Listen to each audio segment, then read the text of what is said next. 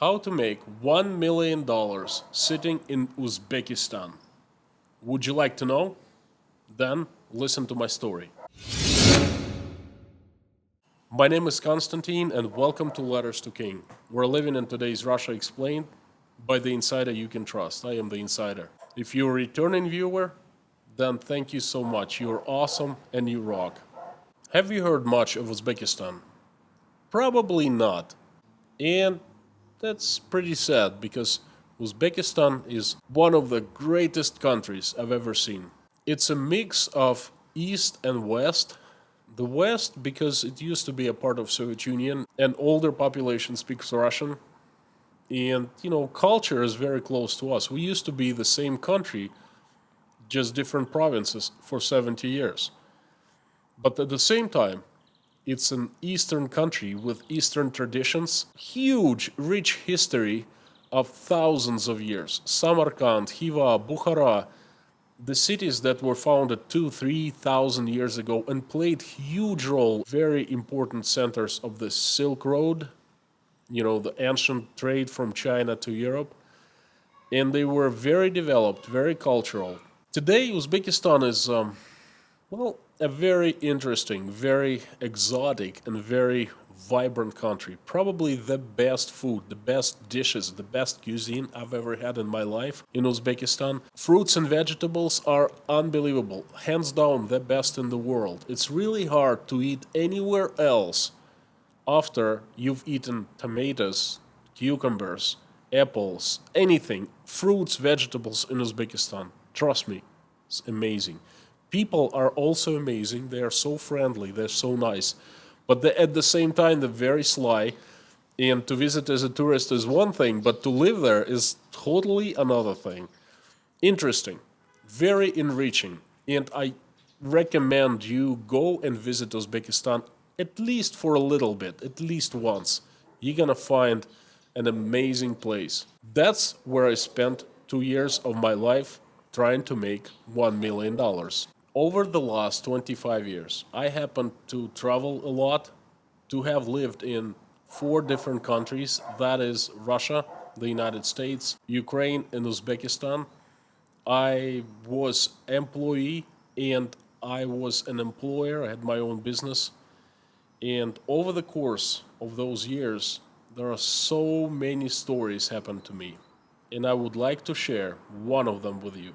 That's a story of how I opened a business in Uzbekistan and was trying to make it big. I decided to open my first business back in 2010, along with my partner, a very good friend of mine, who I had known for years, ever since I was a student in the USA. I decided to open a high-tech startup, my own project. Gosh, I was pretty young back then. What is it, 11 years ago? 34 years old. The business we decided to open was pretty complicated. I am sure that many of you have heard of the American company called Groupon. Groupon sells discounts to different businesses. When we learned about this model of doing business, we were very excited and we immediately decided to open a company like that in Russia. July of 2010. Back at the day, in Russia, there were 3 small companies doing the same thing. And we were going to become the 4th one. That's pretty good. Okay, and then we did become the 4th one. We shelled out about $130,000 out of our own pockets, me and my partner, and invested the whole thing. We opened an office in St. Petersburg in a very nice location, right in the center. There's plenty of tourists around. Office wasn't that expensive. We hired some staff. We hired an administrator and a few salespeople. We hired a company that did a website for us, and we started our business. About the same time, this business of coupon sites became very, very hot and popular. And we thought we were in a great company and ahead of competition. When Groupon entered the Russian market, literally weeks after we started our business, and he bought one of the competitors, a German investment fund entered days after Groupon and bought another company, and the third company was bought by another hedge fund. We suddenly faced three competitors, where each competitor would have about $10 million investments, money to spend on building a team, on sales and marketing, on opening new offices, and there we were, with our own money, with no investors inside anywhere, and trying to make it. Instead of being in a company of three small competitors, we found ourselves being in a company of three huge world-leading companies. And to top it off, there were other small companies like us opening left and right. Да, да. Попробуй, да. Да. Да. It was scary, but at the same time exciting, because we thought, hey, we're in the right business that attracts investors left and right. There are small companies opening up left and right, meaning, we have a chance at making it. Then, 3 months later, we found ourselves struggling. We were going through money very fast. We were trying to compete with these huge giants. Like in a matter of weeks, Groupon and two other companies with huge budgets would get hundreds of employees, and they would open office in every Russian major city. And we were struggling with a small office, just a few salespeople, and every time we would call a business, someone big had already been there before us. And, our potential customers would say, hey, we would love to do business with you, but, your competitors came yesterday or a week before, and we signed with them. It was a bummer. It was a bummer. It was very discouraging. Me and my partner, we were just 3 months after starting our own business. We faced a dilemma. What to do next? We either do something differently from the competitors, or we, cut the losses and close our business. And coming from being very enthusiastic and very energetic and opening the company just in 3 months to, closing it down, having spent like 100 grand of our own money, it was a bad option. An idea was born. My partner originally is from Uzbekistan. He was born and raised in Uzbekistan. And, we were playing with the idea of outsourcing our business. But outsourcing where? Most companies outsource sales force and tech support to India, but Indians don't speak Russian. They just speak English. So India was not an option. So we were thinking of where to outsource, so it can be cheap, but at the same time, Russian-speaking people. Uzbekistan. My friend knew Uzbekistan quite well. He originally was from the city of Fergana. Well, that's close to the border of Kyrgyzstan and China and Afghanistan at the same time. It's a small valley, well, not so small, it's actually a large valley, surrounded by huge mountains, like 6,000 meters high, like, 20,000 feet high. Amazing place, absolutely amazing place. So instead of closing our business, we decided, hey, let's give the competitors a fight. Let's show them. We flew to Uzbekistan, Fergana, and, rented an office. Well, not so easy. First, we had to find right people to get permission to do business in the city. And who the right people in Uzbekistan are? The police. Because police controls everything. It's police or KGB. But in Fergana, it's the police. My partner had some connections, and, people connected us to the right people, to the right policemen. And we told them that we need protection because we're going to do business there. We're going to open an office. Well, people in Uzbekistan don't really know much about high-tech startups, especially the policemen. They looked at us at awe. We came from Russia to do business. That's understandable for them. But they would think that we were in the trade business, buy cheap fruits and vegetables and sell them to Russia That business, they understand. But what we were doing in like building a sales force to sell discount coupons in Russia, the guys just had no clue. Okay, they said, okay, you're gonna pay us a certain amount and no one's gonna touch you. All right, that's how things work there. We were happy. So we rented an office that needed a little bit of fixing, but it was very conveniently centrally located. We bought the computers and we hired a tech guy to take care of the internet. And we immediately ran into many, many problems. All right. Looking back and recalling them right now, I go, wow, how could we do that? How could we be so dumb to go ahead and, start doing business there? We're like, we faced so many troubles, so many problems from the day one, but we were young and we thought that we could overcome everything. Now, actually, we did overcome many problems, but the first problem is we needed a little bit of fixing. So we found a couple local guys, painters, and we told them that we needed to paint, I don't know, it's not much, just, I would say, 1,000 square feet, 100 square meters, couple rooms. And the painter said, okay, that's going to cost you like $30. But you're going to give us money right now, and we're going to paint Artaghya. Artaghya in Uzbeki means tomorrow. It's the same thing as mañana in Latin American. In Latin American, if you hear mañana, it means not tomorrow. It means never. In Uzbekistan, it's the same thing. Artaghya means we take the money now. We don't come back tomorrow. You might see us in a few months. And it's not the fact that we're going to paint. So I gave them the money. I said, paint right now. He said, no, Artaghya.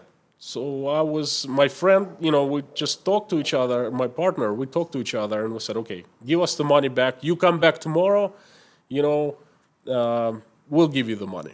The painters were upset, but they left. And my friend told me, you know what, the chances are they're not coming back tomorrow. But we needed to get going because every day counted in our business, okay? Every day we were getting behind our competition.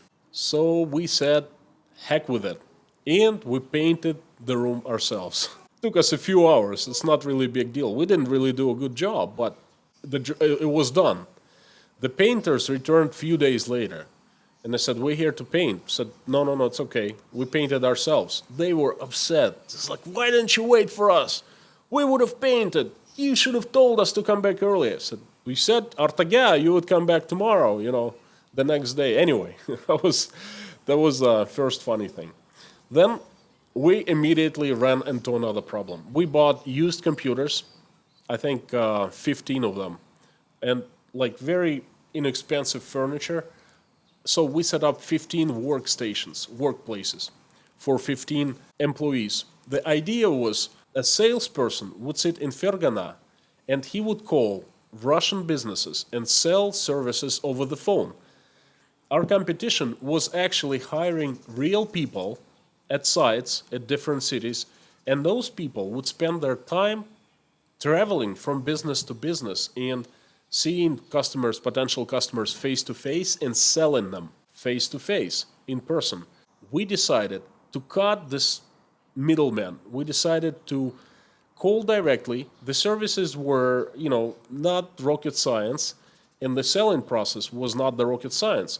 Like I literally myself was selling every day using just my phone.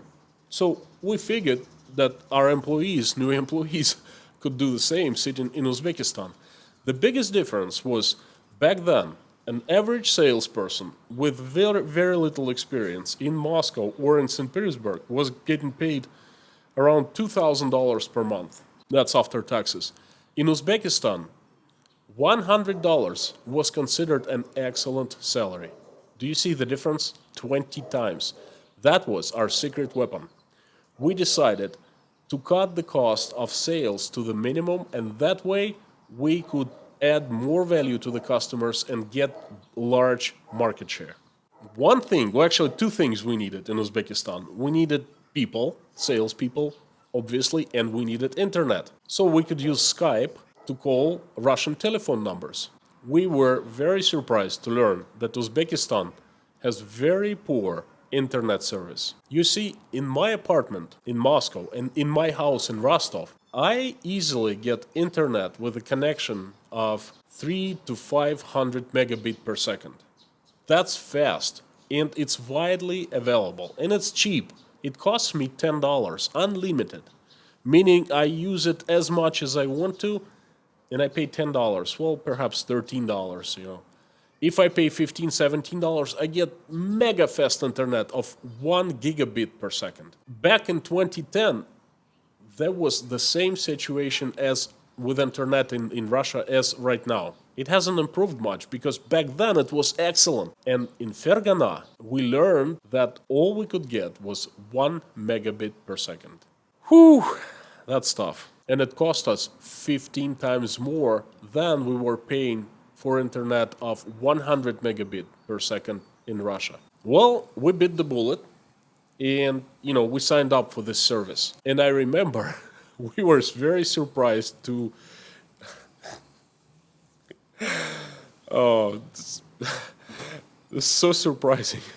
When we signed up for internet in Fergana, the internet provider, there was only one internet provider for the entire city. And that's not a big city, probably like a couple 100,000 people. But still, it's a city.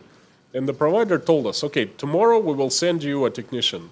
So we were expecting a technician show up to install us an optic cable. But instead, there was a person knocking on our door and giving us a flash card. It's called 3G modem. Okay, it's like a stick. You stick it into the computer, and it, you know, it's like a telephone. It's a 3G over the air internet. We were like, what is this? Where is our optic line? And the guy looked at us puzzled, and he said, what optic line? What do you mean? This is all we have. We don't have any optic lines. We were like, oh my God. Anyway, in about a year, we were able to expand our internet connection to 2 megabits per second. We doubled the speed, okay? Because 1 megabit per second became so limiting to our salespeople.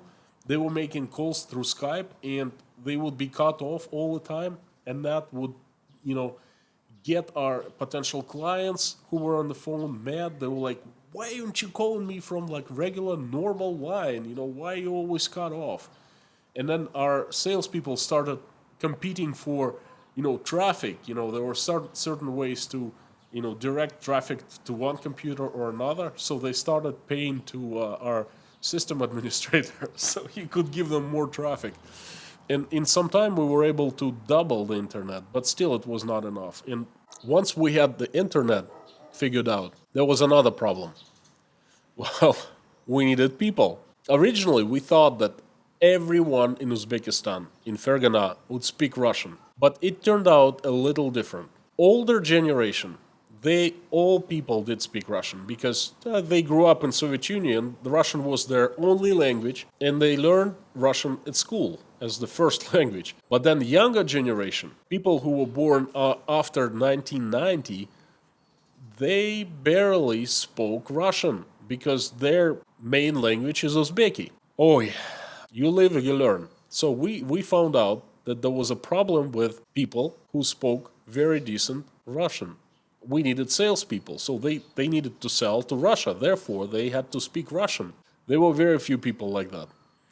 So we started advertising at the local newspaper.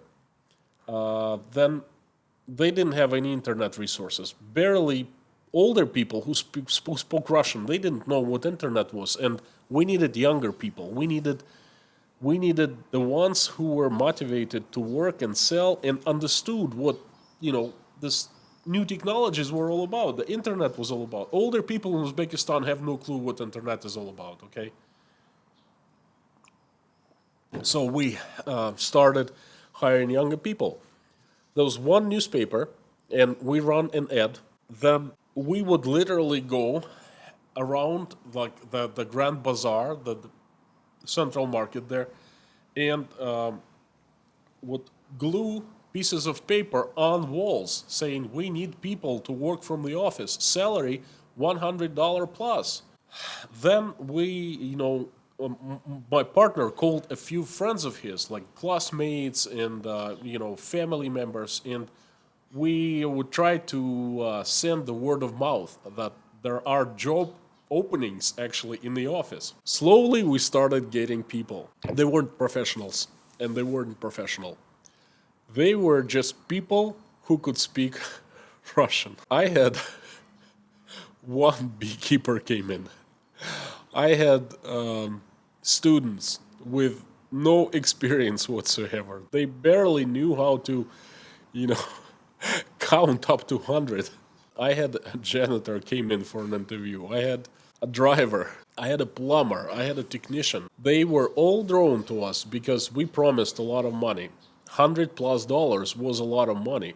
An average adult in Uzbekistan back then was making $100. It was considered a very solid paying job. All of a sudden, there was me and my partner and new office, and we were offering $300. We said 100 plus, but you're not really limited. And we gave people a base salary of $100. No matter how they would sell, they would get their $100. And then we said that they would get percentage from whatever they sold. The percentage could be as high as $1,000. And when people heard about this amount of money, they didn't believe us. They thought they were pulling their legs. They thought it was impossible to make that kind of money in Uzbekistan. But they all got the hook of $100. That's what they were aiming at. I was in charge of front office, meaning sales, marketing, and my partner was in charge of legal infrastructure, setting up the company in St. Petersburg and running the website, the servers, so the back office. I was in charge of hiring staff, hiring people, and teaching them, training them of how to sell. And I remember I got my first group in November of 2010, and that was quite a group, let me tell you. The kids were, the youngest one, the girl, was 18 years old, and the oldest one was 22 years old. Very little experience, but they were all eager to make money. I started teaching them how to sell using telephone. That was difficult at first because I was learning how to teach. I had been in sales all my life, but I had never taught anyone how to sell. And I had to do that. So I came up with my own program. Basically, I wrote down what I personally was doing, and I was showing them. I would pick up telephone, I would call Russia, I would speak to people, I would open up, I would find a decision maker, and I would sell them the service. It took me a week to get things going. All we did, we were sitting and making telephone calls. And every time someone would make telephone call, we would all listen to him or her, and I would make notes. And after the person was done, I would analyze and I would tell what he did wrong. And that was a continuous learning process. And it took us 1 week. And I remember our first success. One guy called St. Petersburg, one of the bowling alleys, and he sold the services by some kind of miracle. He sold, I think, worth a couple $1,000s. All right. I immediately. Привет. Привет. I have an unexpected visitor. Ля. Ля. Все, иди, ля-ля-ля-ля-ля. Там же записывается все. So we were all shocked. I was shocked because you know what? The whole idea was, it was like I was getting traction for the first time because it had taken us a couple months to move down to Uzbekistan, to open office, to organize everything, to buy computers, to get internet, to, it was an adventure. It was a journey, okay? And then hiring people. I must have interviewed 70 people to get that group of 15 first salespeople, okay? And then I was training them, and all of a sudden, we had our first success. The guy sold our services, and everyone was in awe because we all like, wow, it actually worked. I called up St. Petersburg, my partner, and I said, success, it works, we can sell. And we were celebrating, okay? But then I did this little thing that changed everything, okay? The guy sold us, I don't remember, like, couple $1,000 worth of, discounts. Then I took $50 out of my pocket, $50, one bill. In front of everyone, I said, this is what you earned today. And I gave it to him. And the guy took the $50 bill. He looked at it at disbelief. It was so easy to earn $50. His parents were making $100 a month combined, and they had decent jobs. And he just made 50 in a few minutes. And everyone was like, wow. He touched the money, he touched the bill, he smelled it. It was an incredible moment. And you know what happened the next thing? Everyone turned around to their computer and started making calls. That was it. We were in business. Those 15 people are really in my memory, okay? Because they were my first salespeople that I kind of gave a chance to make a lot of money. Out of that group of 15 people, the best salesperson was the youngest girl, 18 years old. And she was making close to $1,000 per month. In Uzbekistan, $1,000. In 2 years, she bought herself an apartment. And then another 6 months, she bought herself a car. She just turned 20 years old. I, to this day, have not seen a person more motivated than her. She was tiny. She was Uzbek. She was like, I don't know, like 80 pounds. Scrawny little thing. But, oh boy, she was aggressive. She was like pushing and selling.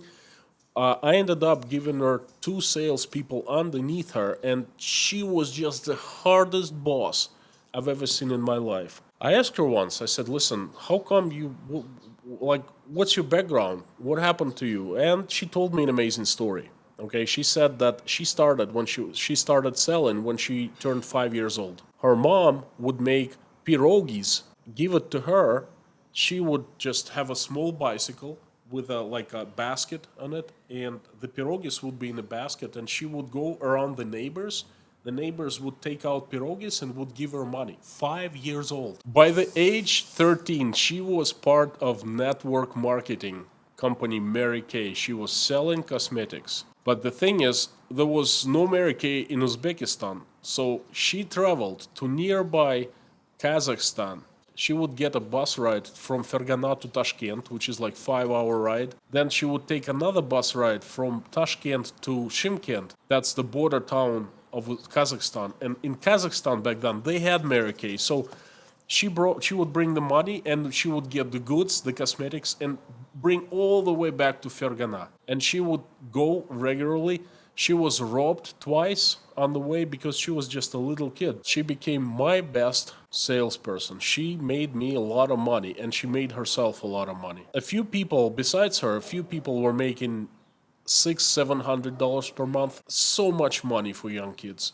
They were just incredible advertisement. We encouraged them to bring their friends to us because we had such a little selection of Russian-speaking salespeople, okay? Our sales guys and girls would bring us their friends, and if their friend would stay with us for longer than 2 months, we would pay the person who brought him, like a small bonus of $100 or $200. All of a sudden, the wheel started spinning, okay? The word got around that there's a company that is not doing anything illegal. There's an office, very clean, very safe, very warm and light with the computers, and people just sell services to Russia, okay? That was amazing. We had a flow of candidates. I would interview people every other day. Okay, we tackled problem number 2 of people. There was a problem number 3, and it was a huge, big problem.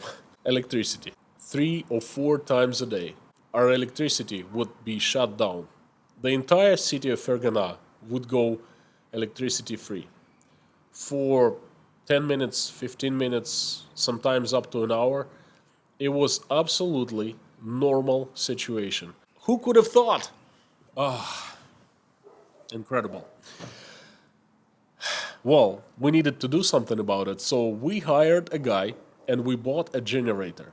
That was our emergency backup. Every computer would get a backup system. When the electricity would get shut, this UPS devices would start making like this alarm-like noise, like bah, ah, ah, meaning that every person would have like 5 minutes to finish whatever that they were doing, and the computer would be shut off. Then there was an alarm in the office, like wow, wow, wow, wow, and this our generator guy would jump up and would run to start a generator. The generator would generate enough electricity for the computers to be live and for the internet to be working, and that's it. But the office was dark, okay?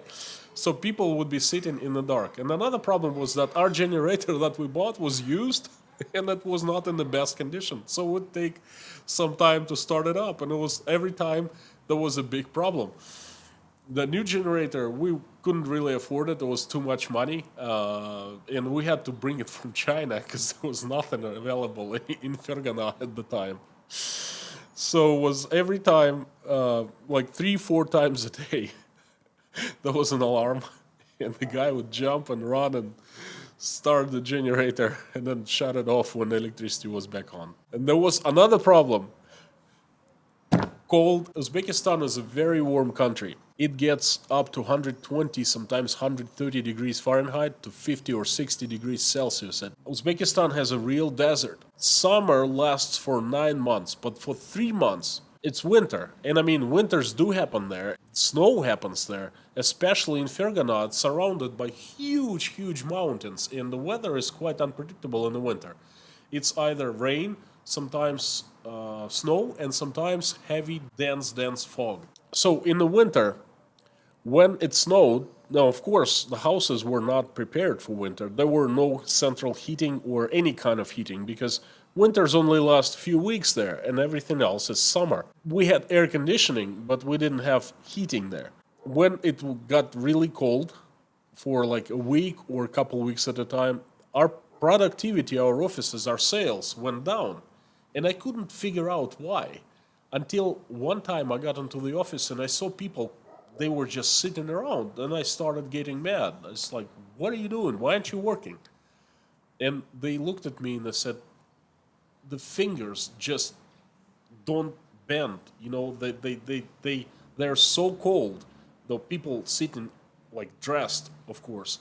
And it's like, 0 degrees Celsius inside of our office, okay, 32 degrees Fahrenheit, and people cannot move their fingers because they're so cold. These faces are blue because of cold. There's not much we could do. We bought few electric heaters, and those worked when electricity was on. But in the winter, the problem with electricity worsened. Our business actually was successful for a couple years. We went through quite a bit of hardship in Uzbekistan. But at the same time, living and working there was incredibly interesting and incredibly, well, it broadened my horizons, okay? It gave me life experience that I had not even thought of before coming to Uzbekistan. It taught me how to solve really unpredictable problems. It taught me to be flexible. It taught me to be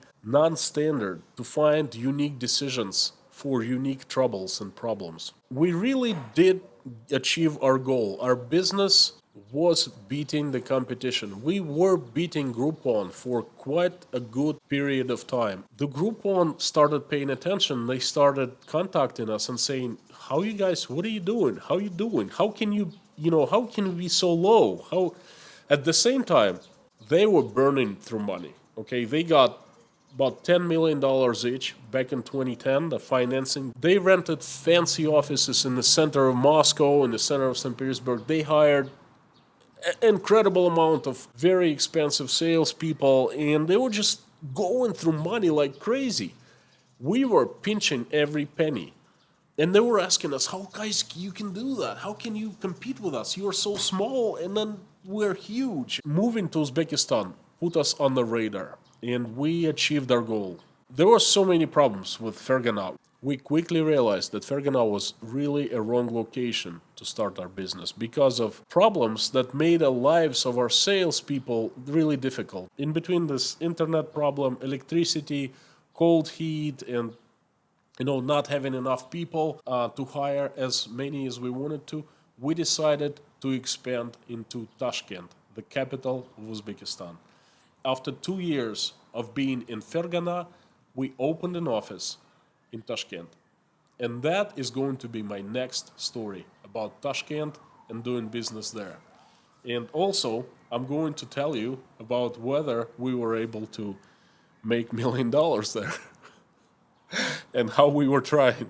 That's going to be my second story. Then there will be many more stories about Uzbekistan, not about business, but about living there in general. I hope you enjoyed watching me today.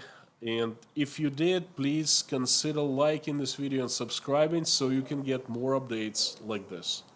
Thanks, I'll see you next time.